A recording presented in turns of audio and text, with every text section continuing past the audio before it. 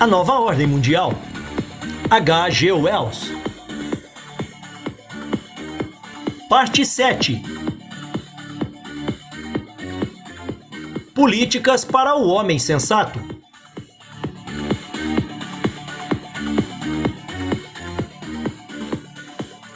Vamos reafirmar as conclusões gerais para as quais nosso argumento anterior nos trouxe. O estabelecimento de um socialismo mundial progressivo, no qual as liberdades, a saúde e a felicidade de cada indivíduo são protegidas por uma lei universal baseada na reafirmação da Declaração dos Direitos do Homem, e onde há a máxima liberdade de pensamentos, crítica e sugestão. É o plano, objetivo e racional diante de nós agora. Somente a realização efetiva desse objetivo pode estabelecer a paz na Terra e impedir a atual marcha dos assuntos humanos para a miséria e a destruição. Nós não podemos reiterar esse objetivo tão clara e frequentemente. O triângulo de coletivização, lei e conhecimento deveria incluir o propósito comum de toda a humanidade. Mas entre nós, e esse objetivo intervém as desordens vastas e profundas de nosso tempo. A nova ordem não pode ser trazida à existência sem um esforço gigantesco e mais ou menos coordenado dos elementos mais sensatos e capacitados da população humana. A coisa não pode ser feita rápida e melodramaticamente. Esse esforço deve fornecer a estrutura para todas as atividades sociais e políticas sensatas e um critério prático para todas as associações religiosas e educacionais. Entretanto, como nosso mundo é pluralisticamente variado e confuso, então é impossível restringir esse novo movimento revolucionário a qualquer única classe, organização ou partido. É algo grande demais para isso. Em sua expansão, ele produzirá e, quiçá, descartará várias organizações e partidos, convergindo para o seu objetivo final. Consequentemente, na ordem de recapitular as atividades sociais políticas das pessoas sensatas e inteligentes, hoje em dia, nós temos que negociar com elas aos poucos, sobre vários pontos de vista. Temos que considerar um avanço em uma frente longa e variada. Vamos começar então com um problema de sanidade em face dos métodos políticos do nosso tempo. O que devemos fazer na qualidade de eleitores? Acho que a história das chamadas democracias no último meio século é bastante conclusiva. Nossos métodos eleitorais atuais, que não dão escolha, senão uma eleição bilateral ao cidadão e, portanto, lhe impõem um sistema bipartidário, constitui uma mera caricatura de governo representativo. Eles têm produzido em ambos os lados do Atlântico grandes, estúpidas e corruptas máquinas partidárias. Isso era obrigado a acontecer e até hoje existe uma espécie de timidez na mente dos homens jovens, interessados em política, quando se vem rebater representação proporcional. Eles acham que é um bocado esquisita. Na melhor das hipóteses, é uma questão secundária. Os políticos do partido se esforçam para manter essa timidez, porque sabem muito claramente que o que é chamado de representação proporcional, cujo único voto transferível em grandes currais eleitorais, trazendo uma dúzia de membros ou mais, é extinção para o mero partido picareta e é destruição para as organizações partidárias.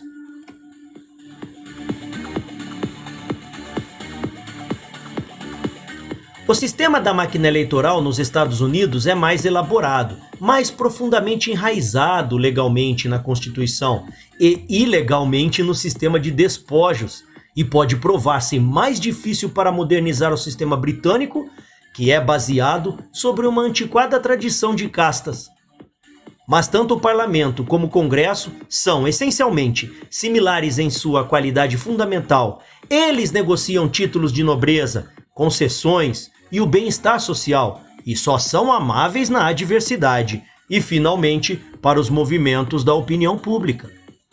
É uma questão em aberto se eles são muito mais sensíveis ao sentimento popular do que os ditadores que denunciamos tão abertamente como sendo a antítese da democracia. Eles revelam um grande desprezo pelas respostas das massas. Eles explicam menos. Eles ignoram mais. Os ditadores precisam continuar falando e falando, nem sempre com sinceridade, mas precisam conversar. Um ditador mudo é inconcebível. Em tais tempos de estresse extenso e crise como o presente, a lentidão maçante, a ineficiência e o desperdício do sistema partidário tornam-se tão manifestos que algumas de suas piores pretensões são deixadas de lado. O jogo partidário está suspenso. A oposição de Sua Majestade abandona a pose de defender os interesses dos cidadãos comuns contra aqueles cabras safados nas cadeiras do governo. Republicanos e democratas começam a cruzar a linha partidária para discutir a nova situação, inclusive os homens que vivem profissionalmente pela safadeza parlamentar, os congressistas. Abandonam a carreira se estiverem com muito medo da situação dos negócios. A aparência de um governo nacional de todos os partidos unificados na Grã-Bretanha, em pouco tempo, parece inevitável.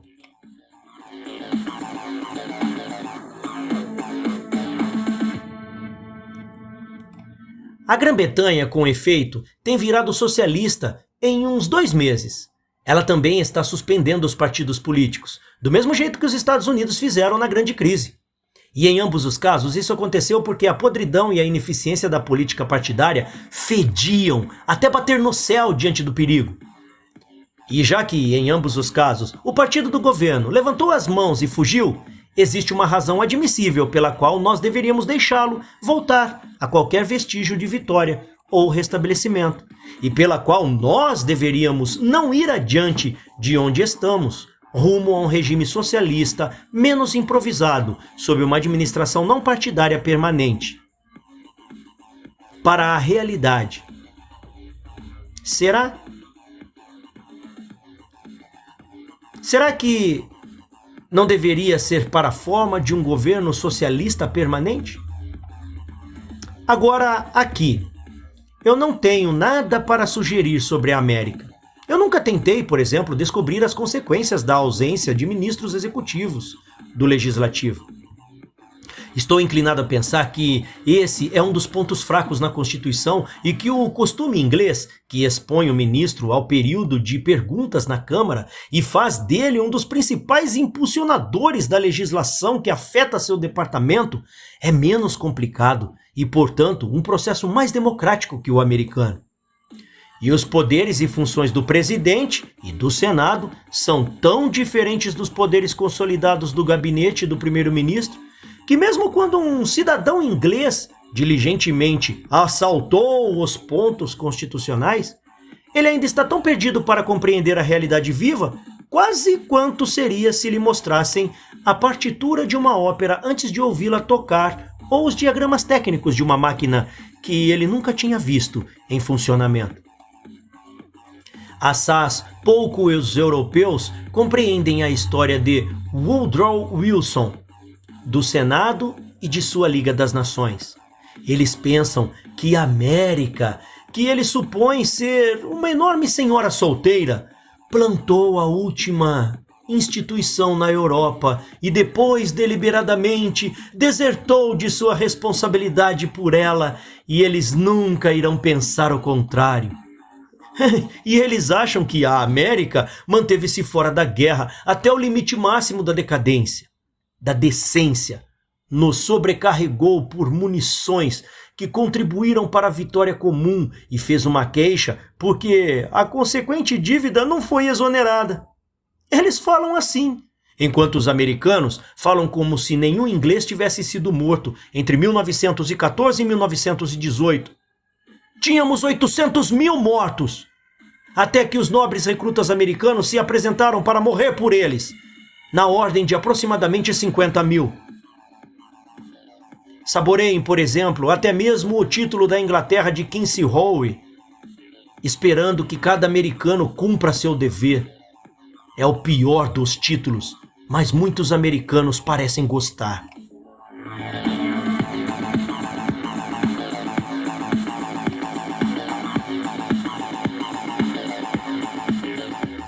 Em cima da minha escrivania, enquanto escrevo, está um panfleto do Sr. Robert Randall, no estilo de um ofício circular e enfeitado, o qual incita um ataque comum aos Estados Unidos como solução do problema na Europa.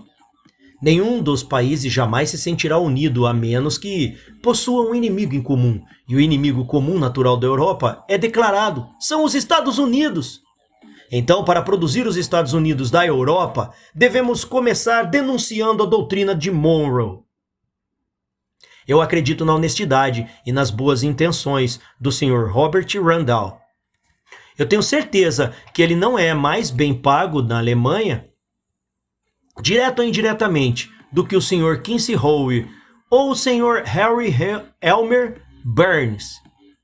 Mas será que mesmo o mais brilhante dos propagandistas de guerra nazista poderia ter uma ideia alienante mais eficiente? Contudo, eu me desvio do meu tópico. Não sei como os homens sensatos na América estão indo começar o relaxamento da asfixia da Constituição, obter o controle de seu próprio país para tirá-lo das mãos daqueles políticos caricatos e solenemente astutos, com suas grandes e fortes mandíbulas desenvolvidas por chiclete, e snobs falando, dos quais as fotografias adicionam um verdadeiro elemento de pavor às páginas da revista Time. E como aqueles homens sensatos estão indo abolir o sistema de despojos, descobrir e educar para expandir um serviço civil competente, capaz de resgatar as promessas atrapalhadas do New Deal e pôr a América em alinhamento com a reconstrução do resto do mundo. Entretanto, percebo que na política e realmente na maioria das coisas, o humor e a sanidade subjacentes dos americanos estão aptos a encontrar uma maneira de contornar e fazerem o impossível. E tenho tão poucas dúvidas de que eles irão administrar isso, da mesma maneira que eu tenho quando vejo um artista de rua na sua pequena cadeira e tapete, todo amarrado, erguido com correntes, esperando até que haja moedas de 1 centavo suficientes no chapéu para justificar o esforço.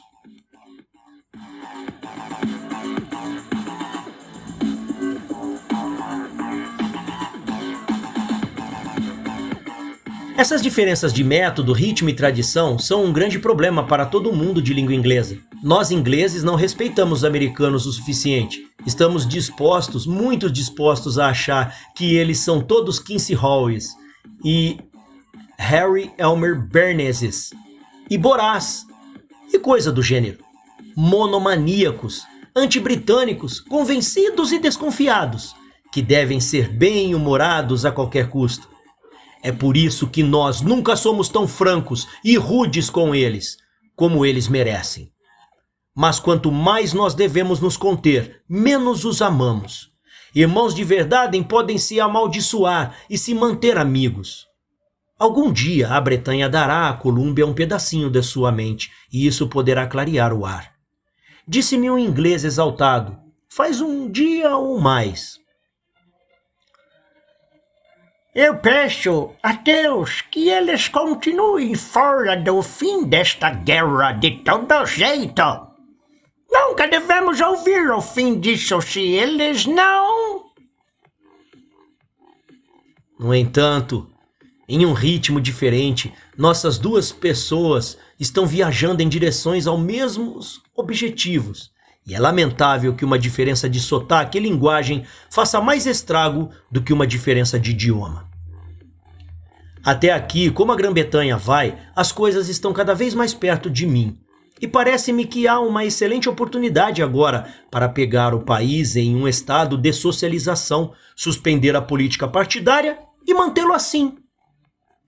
É uma conclusão lógica, mas a miúde desconsiderada, da possível criação dos governos nacionais de todos os partidos e da suspensão de eleições, que, como não há oposição, as críticas partidárias devem dar lugar às críticas individuais de ministros. E em vez de substituir governos, nós deveríamos nos estabelecer para eliminar falhas administrativas individuais. Já não precisamos mais restringir nossa escolha de servidores públicos e carreiristas políticos. Podemos insistir em homens que fizeram e podem fazer coisas. E quando quer que uma eleição ocorra, nós podemos organizar um bloco de eleitores apartidários que votarão, possivelmente, num estranho com capacidade comprovada e, de qualquer jeito, insistirão numa declaração clara de serviço concreto que ele prestou ao país de todo candidato ao parlamento, caso existam, de seus sigilos financeiros passados e presentes, suas relações familiares e quaisquer títulos de nobreza ou honoríficos que possua. Podemos conseguir esses dados necessários publicados e prestar atenção no que os jornais se recusam, mais ou menos, a fazer. E se ainda houver apenas políticos para votar, podemos pelo menos votar e inutilizar nossos títulos de eleitor como forma de protesto.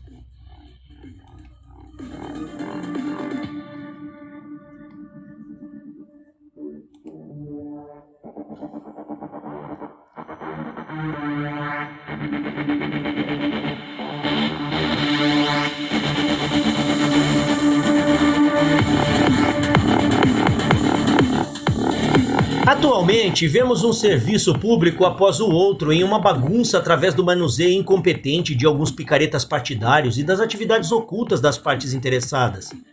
As pessoas já estão perguntando por que Sir Arthur Salter não está no controle da Allied Shipping novamente. Sir John Orr dirigindo nosso suprimento de alimentos, talvez com Sir Frederick Cabell para ajudá-lo. E Sir Robert Vansittart no Ministério das Relações Exteriores. Queremos conhecer os indivíduos responsáveis pela incapacidade dos nossos ministérios da inteligência e da propaganda para que possamos induzi-los a deixar a vida pública. Seria assaz fácil agora agitar um número de pessoas impacientes com um grito de competência sem partido. A maioria das pessoas nas Ilhas Britânicas está sinceramente cansada do Sr. Chamberlain e seu governo, mas não pode enfrentar uma divisão política em tempos de guerra, e o Sr. Chamberlain se agarra no cargo com toda a teimosia de um percevejo. Contudo, se nós não atacarmos o governo como um todo, mas ministros individuais, e se os substituirmos um por um, passado pouco tempo, deveremos ter um governo tão rejuvenescido que até o Sr. Chamberlain perceberá e aceitará sua aposentadoria. Um grupo bem pequeno de pessoas com espírito público poderia organizar uma sociedade de vigilância ativa para manter essas ideias diante da massa de eleitores e começar a eliminação de elementos inferiores de nossa vida pública. Este seria um trabalho prático de importância primordial em nossa regeneração política. Ele levaria diretamente a uma estrutura política nova e mais eficiente para prosseguir depois que a presente guerra tiver entrado em colapso ou, caso contrário, findado. Seguindo em direção a essa campanha pelo sepultamento decisivo do desgastado sistema partidário, lá vem a necessidade por uma busca muito mais extenuante por habilidades administrativas e técnicas em todo o país. Não queremos sentir falta de um único jovem que possa ser útil no grande negócio de reformar a Grã-Bretanha, a qual tem sido tão grosseira, desperdiçada e atrapalhadamente socializada por nossas perturbações da guerra, para que ela possa vir a ser um sistema permanentemente eficiente. E, desde a base da pirâmide educacional até o ápice do ensino superior de professores, chefes de departamentos e pesquisas, há necessidade de uma tal aceleração das mentes e dos métodos que apenas um movimento mais ou menos organizado de homens, prudentemente críticos, possa promover. Agora, queremos ministros de qualidade elevada em todos os departamentos, mas em nenhum departamento da vida pública há um homem de entendimento criativo, iniciativa ousada e poder administrativo tão necessários quanto no Ministério da Educação.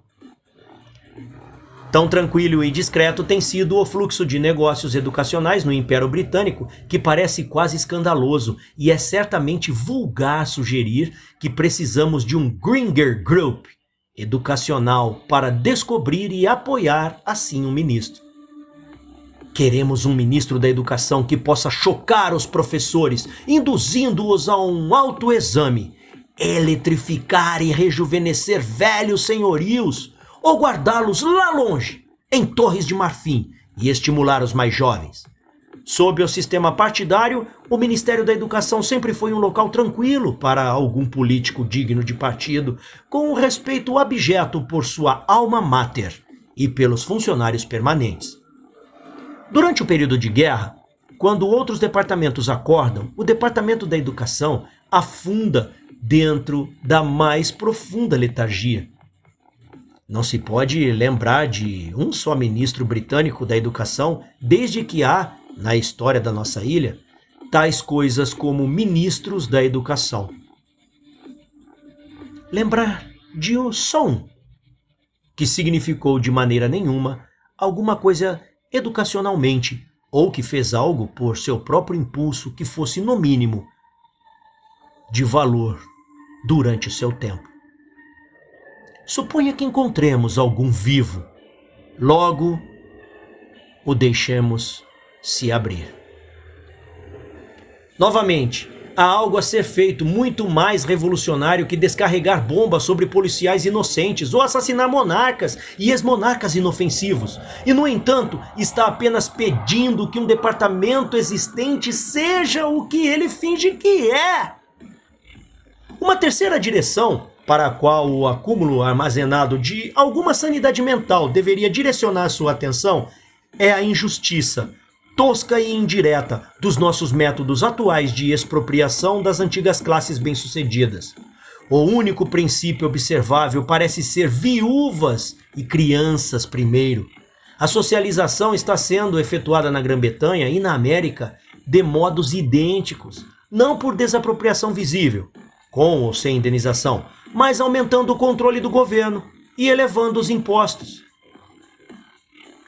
Igualmente, nossas grandes comunidades estão entrando no socialismo de trás para frente e sem nunca olhar ao seu redor.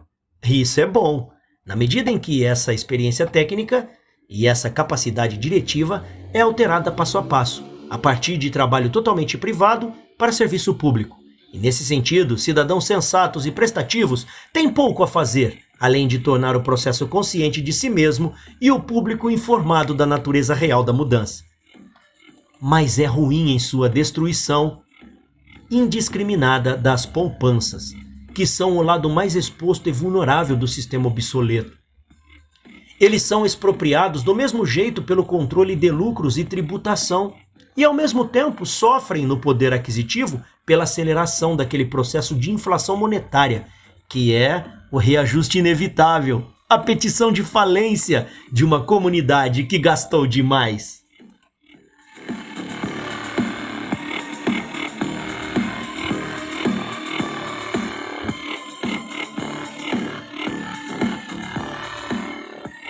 A classe empresarial diminui e morre. Viúvas e órfãos, os idosos que já passaram pelo trabalho, os enfermos que são incapazes de trabalhar são expostos, em seus anos declinantes, a uma diminuição dolorosa de seu modo de vida.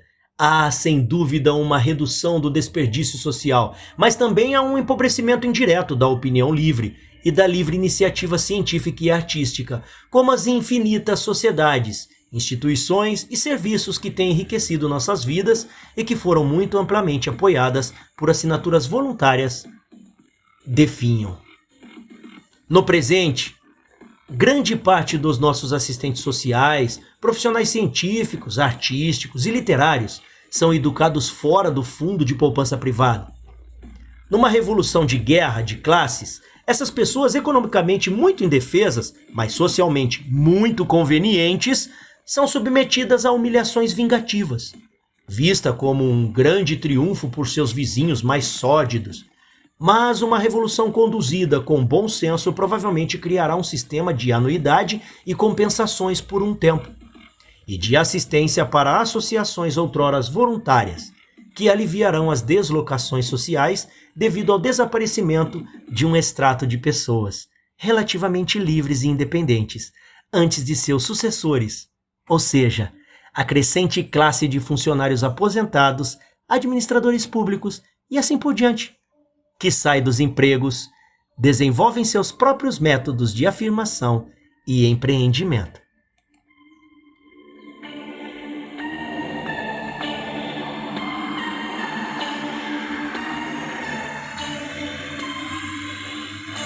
Continua no próximo capítulo.